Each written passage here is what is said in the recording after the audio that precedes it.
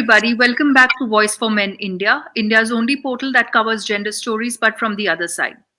Joining with me today is author and activist from Kerala, Mithun Vijay Kumar, and he's joining us to debate on the bail order which has come last week for Malayalam producer and actor Vijay Babu. Thank you very much, Mithun, for joining us today. Thank you, Anas. Thank you for inviting me to your program. Thank you so much. Right. So, before we begin, Mithun, I just want to give a little background on this case for our viewers. Now, there was a rape case filed against Malayalam producer and actor Vijay Babu in the month of April this year, where the woman alleged that she was lured into sexual relationship, and she also alleged that she was sexually exploited by the actor, who is a married man, and Yeah. subsequently when she couldn't take things beyond a point, she went ahead and filed charges of rape, to be precise, on April 22nd this year. Now, Yes. Vijay Babu, in his statement, so what happened is he went subsequently live on Facebook to put out his part of the story. And he said that, please look into the facts of the case before judging me. And he came out and said that it was a consensual relationship. And when certain things did not go the way the woman wanted, that is when she went ahead and filed a case of rape. Now, Exactly. this particular topic has been a point of debate in local media in Kerala. And Yes. of course, you have taken a different stand, vis-a-vis what the women rights activists have been, talking about. So, Yes. why did you get into this case, and what prompted you to take the other side and speak about it? See, I spoke for the side that I felt no one was speaking because that's how we have been conditioned, right? We look into things from a political correctness point of view. So the moment a woman files a rape complaint, you must, take her side, irrespective of whether she is true or not. Now that's how we have been conditioned. Uh, People like me believe that till the time a case is not proven in court, we must not take sides, and we must not, stand with the woman or with the accused or whoever. But here in this particular case, what I see is that media is standing with the woman. They have already labeled her the victim. They are already saying that she is the survivor, even though we still don't know what exactly is the case, or maybe what was their relationship dynamics. We don't understand that. While I'm not trivializing the problems faced by victims of rape, we must also understand that every case is different. Now, in this particular case, it's pretty much evident that it's a consensual relationship turned sour, and the timeline of events, if you see, it very well explains it. In her complaint, the complainant said that she was raped on two particular dates, which is March 16th and March 22nd. Now, fine, but how did she continue the relationship with this person while maintaining all sorts of intimacy till mid-April? So how is it logically possible to spend some more good time with the sexual predator before filing the complaint? Now that, creates a issue, and people like me, we just can't digest it. While the feminist lobby or the people who support the actress, they might be saying a hell lot of things, but if you look at these two dates and how the relationship continued after that, you would have a clear understanding that it has a fake nature. Now, there might be a different sort of agreement between them. He would have promised her a role, or that we don't know. We still have no clarity on it. But that doesn't constitute rape, right? So, how is it that a woman who has been promised something goes on and files a rape complaint against the actor because she was not offered a role? That's where I'm trying to reiterate what the court is actually saying, that each case is different. Okay, now for a moment, let me just go with the idea of being politically correct and standing with with the complainant in any rape case. So, if at a later stage, if the accused, if the accused is let go by the court, or if he comes out clean, will the people who are making this noise, will they go and apologize to him, or will they come out and say that, okay, we were wrong in judging you, we shouldn't have done that. No, at that point what they're gonna do is they will scandalize the courts, right? That's what we have seen from all these cases against men, or the fake Me Too moments, or the fake cases, or the fake rape cases. When their side fails, they would scandalize the courts. Now you can see the trial has not yet begun, and they have moved Supreme Court against the anticipatory bail granted to Vijay Babu. See, the court has clearly observed that his arrest is not required for investigation, and the court has given certain terms and conditions to make sure that the actor cooperates with the investigation. In such a situation, why does the prosecution want Vijay Babu to be arrested? Now, let's take an instance where the accused is taken into custody for investigation purposes. Does that establish that he has committed the crime? Now, a word like arrest would hit the headlines and it would influence the public sentiment to a large extent. So that's what the prosecution and the people who are taking the side of actress are focusing on. That's all they need, because here in this particular case, his arrest is not even required. And now, so you can see that even before the rape trial has begun, they have started scandalizing the court. And some of the observations made by the court is that the actress was aware that Vijay Babu is a married man and that he will continue in the marriage. The court also observed that she was not under any kind of confinement. After seeing the chats, it was very much clear that they had a pretty good relationship, and the mobile communication between them did not establish any sort of sexual assault. So when it is clearly proven, what is the challenge in giving him bail? And why should he be taken into custody? I just can't understand why the prosecution, or why the media, or why the people taking the side of the actors want Vijay Babu to be arrested, which is illogical. Now, Right. even if I'll just stop you there yeah, because I'll come to the bail order in detail. I think yes, the larger picture is, whenever a woman makes any kind of accusation against anybody. Now, in this case, the accused happens to be a public figure. So yes, naturally, the matter had to hit headlines. yes, While I understand that, in genuine cases and, giving the victim the benefit of doubt, obviously, the identity of the victim, the alleged victim or the complainant should not be revealed in any manner. yes, However, yes. now this instance, what happened, where eventually Vijay Babu went online, where he did a Facebook live, where he Hmm. said that you are asking me not to reveal the identity of a woman, but Yes, in my case, my name has already been tarnished even before the matter going to trial or even before hearing my side of the story. So the larger part of the debate is that in all such cases, and of course, Me Too itself can be legally challenged, because you can just name and shame anybody, and the person's entire career and reputation is at stake.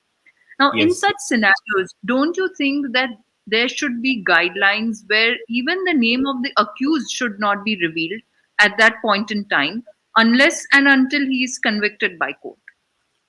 Yes, yes, definitely that should be the case. Even the name of the accused should be hidden till the verdict comes out from the court. But in this particular case, if you can see, there's a breach of Section 228A, which provides some protection to the to the victim.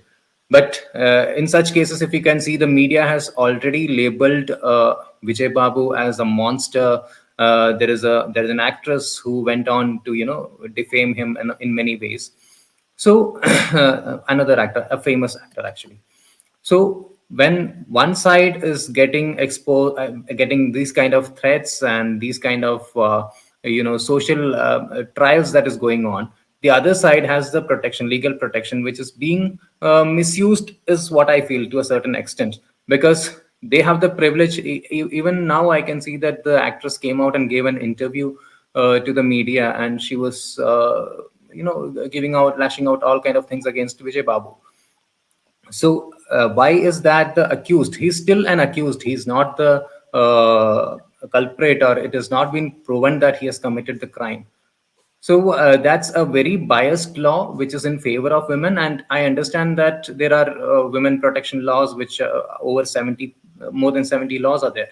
But none of these laws would implicate a woman if she commits a similar crime. So in this case, I feel that since Vijay Babu being a public figure, his name is being being portrayed in a very bad manner, and he's the actual victim of media trial, is what I would say. Now, if you actually look at the law itself, Mithun, Yeah. and as I said, we are not being judgmental about who is right, who is wrong in this Yes. Yes. case. The matter Exactly. is yet to go for the trial. But Yes. purely, let's look at the law and the way it has been, structured, where Hmm. a consensual relationship, when it fails, Yes. and for any reason, if the man backs out, and I'm not talking only in case of Vijay Babu, I mean, this Hmm. is a different case, but in any other case where, a consensual relationship fails and the man, for whatever reasons, is not able to marry the woman, can Yes. this sort of a case be clubbed with, other cases of rape, which are such serious in nature?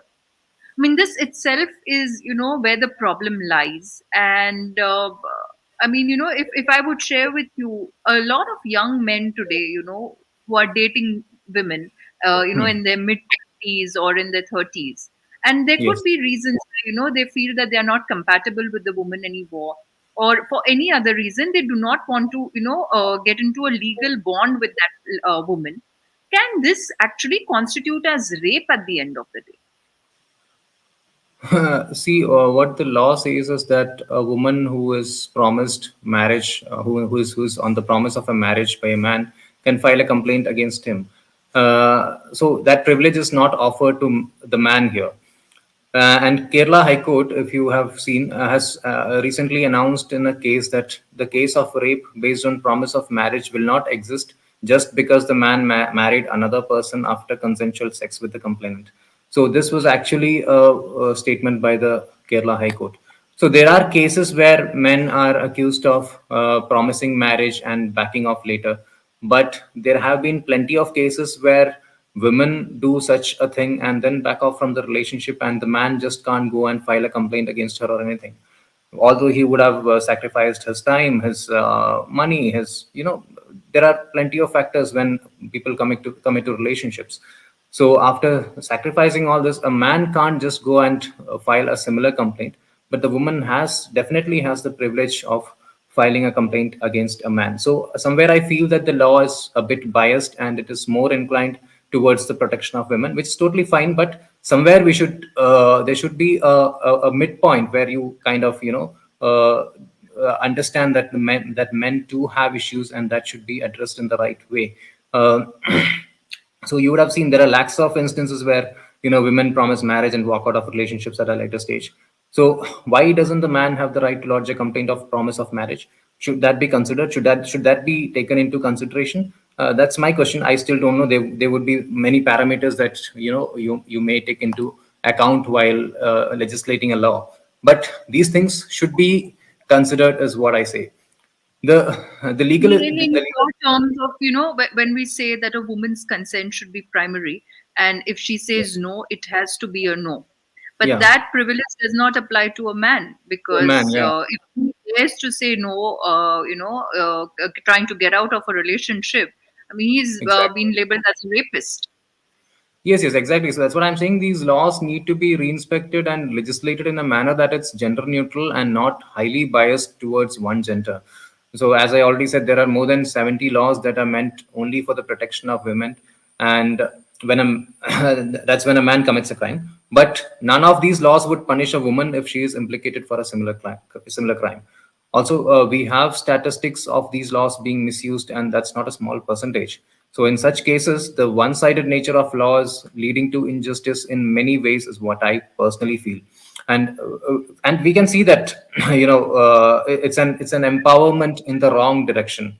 See, I always say we have rights for women, we have rights for children, we have rights even for animals. But when we speak of men's rights, it's highly frowned upon, and people don't even understand what is men's rights. Do men have rights? Well, I mean, when I was attending these debates and I speak for men's rights, the reaction from the other side is like they don't even get the idea of men's rights. Why do men need rights? They are highly privileged, is what they think. So they are always looking at it from a patriarchal lens, and they feel that men in this country are highly privileged than women. So this scenario is changing. It has changed. Like, women are highly empowered now, is what I feel. it is a man whose reputation is always at stake when such a case comes up. And in fact, let me come back to what you said, about the same Kerala High Court. Earlier Mhm. this month, I think to Yeah. be precise, on 2nd or 3rd of June, Justice Yes. Mushtaq had actually, made a comment. It was a different case. It was a matrimonial case where Yes. the wife said that, oh, my husband was, accused of raping his ex-girlfriend. Yes. Now, of course, that was a case where she said it was a rape on pretext of marriage. And Yes. rightly so, the judge said, what kind of law is this? If a man can be accused of rape, if he backs out of, a relationship, why can't a woman be accused of doing so? And when he made that comment, of course, it was an oral comment, it did not go on record. Despite Yes. that, he was attacked left, right, and center by, all women rights activists, Feminist all, lobby. Yes. and in Yes. fact, even the lawyer of the alleged victim in Vijay Babu's case, she went Hmm. on record and says, how can a woman trick a man?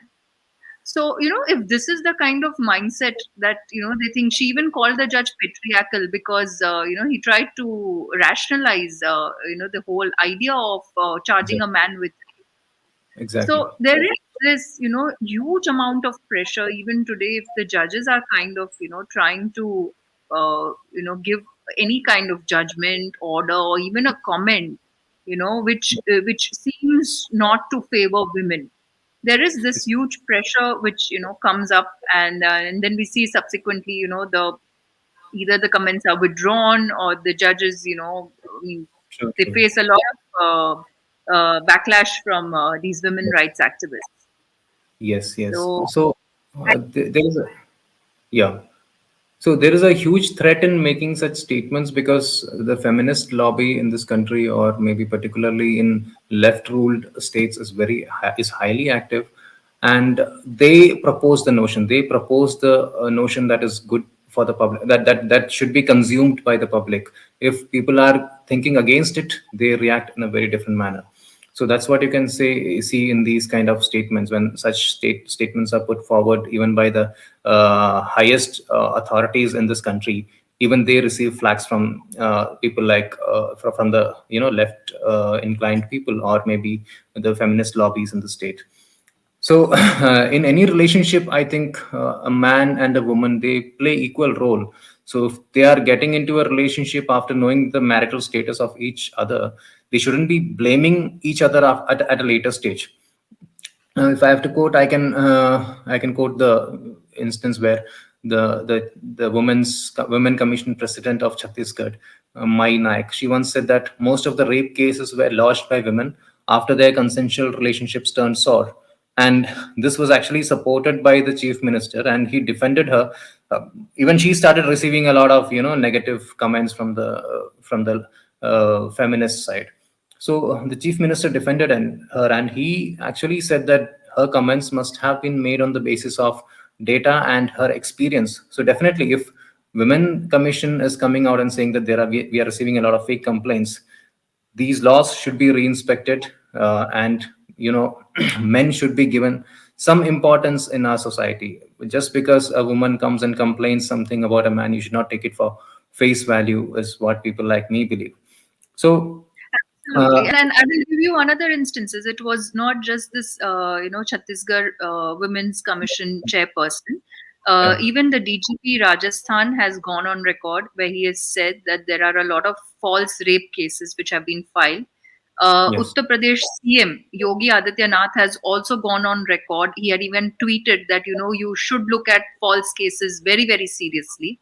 Yes. Yes. Recently, if you followed, the Mumbai police commissioner who is going to retire very soon, Yes. Sanjay Pandey, he issued a circular where he said that we need some basic checks and balances before registering a Mm. case under Mm. POCSO, because there are a lot of false cases being filed which are coming out of property disputes or personal enmity with each other. And, Yes. so a lot of people have gone on record, but the kind of backlash that they face, Yes. somewhere it's like women's rights are the only rights, and if the justice is not there for women, there is no justice. Yeah. Yeah. They would So start how scandalizing. That's flawed the that's. system is right now. Hmm. Yes. Yes. Yes. So, just adding on to that, there was a survey by the Delhi Women's Commission that almost 53% of the cases are not true cases. So, when we have statistics that substantiate that fake cases are coming against men and these laws are being highly misused, I still don't understand why are we not re-inspecting these laws and framing it in a way that it's gender neutral. I'm not saying that when a rape is being registered, you have to totally take the side of the man, but no, there has to be, every case is different. Now if you look at Vijay Babu's case, it's totally different in nature. It doesn't So there are people who are trying to draw parallels between Vijay Babu's case and the Govind Chami case. I think that's totally illogical for them to say such a thing, because as I already stated, she was in a they were having a good relationship till mid-April, and the person goes on record and complain. I mean, she goes and complains about him and mentions two particular dates on which she was raped, although they had a good relationship till In fact, mid-April. we must, lead the viewers, and I'm going to leave the entire bail order in the link description of this video. If you see, Yes, the judge has pointed out 12 points categorically, yes, where, yes, he has mentioned why Vijay Babu deserves a pre-arrest bail. Now, a few of the points which he has mentioned is that he's saying both of them were adults. The woman exactly knew that Vijay Babu is a married man. Despite yes, that, she was in a relationship with him. She yes, also alleged, as you rightly said, she's mentioned certain dates on which she was allegedly raped or there was sexual assault on her. However, yes. to counter that, there are enough communication in the form of WhatsApp chats, Instagram chats, And which have yes, been of course. presented in front of the court, Yes, yes, which kind of shows that both of them were still chatting happily, or I mean, there were no signs of any kind of assault. What exactly, the woman. exactly, exactly. And subsequently, on a particular date, I think 16th or 17th of April, where the role in the movie was, kind of given to another female actor, Yes, which is yes, when yes, the whole thing blew up. And yes, subsequently, on 22nd April, the case of rape was filed against Vijay Babu. exactly. So the order very clearly states that we are not getting into the merits of the case, whether Vijay Babu is right, wrong, morally, whether he is right or wrong. No, Yes, the whole bail order, the pre-arrest bail order, purely defines that he's subjected himself for investigation. So he's yes, very much available. He's not going to abscond. He's not a yes. threat to society or threat to the alleged victim. So, So basis that pre-arrest bail order has been given, exactly. and I think this is also what the society doesn't understand. They feel that bail means that you are saying the man is acquitted or the man is Yeah, not guilty. yeah. And in the other way, if he's arrested, they would feel happy that he's punished or something. But the arrest would be Yes, only for investigation purposes, which is what people don't correct, understand. And correct. we all know that the petition that they have filed in the Supreme Court is going to get rejected, because the High Court has already observed, and it's pretty much clear that he doesn't have to be taken into custody. But still, they are doing this drama to influence the public sentiment in some or the other way. So But all this is, they need, I would say, unfortunately, things are always very politically motivated, and yes, sometimes it all depends on which side of the ideology you are on. Because if yes, you realize last year when we had the Aryan Khan case, these were the hmm, same women rights activists, the same lobby, which was saying, "Oh, why do you need to arrest him? There are no charges, bail is a right," and they had yeah, all sorts yeah, of yeah. justifications Yes, why a yes, person is, eligible for bail. So, I yes. mean, that hypocrisy is, well known that, you So yeah, can't. so few people receive preferential treatment by feminists. I think we have such actors in the state as well. I'm not naming them at this point. But in Vijay Babu's case, I feel that his growth is the biggest issue for many in this industry. That in a short span of time, he established himself as a leading producer, as a leading actor, and he is one of the in the top level. So that might have bothered a lot of people, and it's actually a planned attack on his production company as well. There have been rumors of that, which is not discussed much.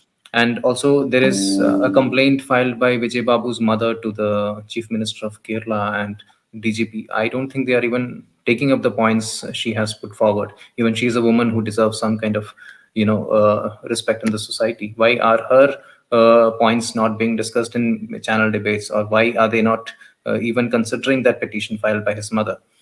So I think it's all a selective approach towards these issues, where some people they get preferential treatment, and some are kind of completely thrashed by the feminist lobbies here. And I also feel that it's time that the liberals, who often brand themselves as progressive thinkers, they take up some responsibility and educate women on respecting consensual relationships, and helping women understand that how fake complaints can manage a man's life, family, and reputation, which can never be regained by him. Because ultimately, the media that is kind of portraying him as a monster would not go back and apologize to him for all that they're doing right now. Yeah, as you rightly said, there is absolutely no consequences. Tomorrow, even if he's acquitted, Yeah, there yeah, will be no repercussions on the alleged complainants. So, I mean, definitely. they have really nothing to lose if it is a false complaint. Yes, yes, So, yes. so before we wrap up, Mithun, any last comments on a macro level? Let's not look at this in a very narrow way, but on a macro level, any last comments where we are currently in the whole space of men's rights? So I always feel that when, as I already said, I think, and as quoted by Justice Bechu Kurian Thomas, that we have been looking at issues from a patriarchal lens. So that's why when I go on debates and face these feminists, I feel like they're stuck in the 18th century and are looking at issues from purely from a patriarchal point of view. And for them, speaking for men's rights is something that's highly frowned upon. How can you even talk about men's rights? Is the kind of response I get. So, but that's not the case. And let me tell you, patriarchy has never been a blessing for a man. If abiding by the patriarchal norms, a man can't seek support. Seeking support is considered as a sign of weakness, right? They often surrender their individuality owing to social pressure, and often end up competing with others like race horses. Patriarchy, I would say, is a biggest threat to man's mental and physical health, and that's the reason why we have highest number of suicides. When you compare the gender statistics, it's always men who commit suicides more than women. Now, why is it? The problem is that we live in a society where where we are supposed to learn about moments like Me Too, where not knowing about Me Too could put you in a position of a person who doesn't have knowledge, or a less knowledgeable person.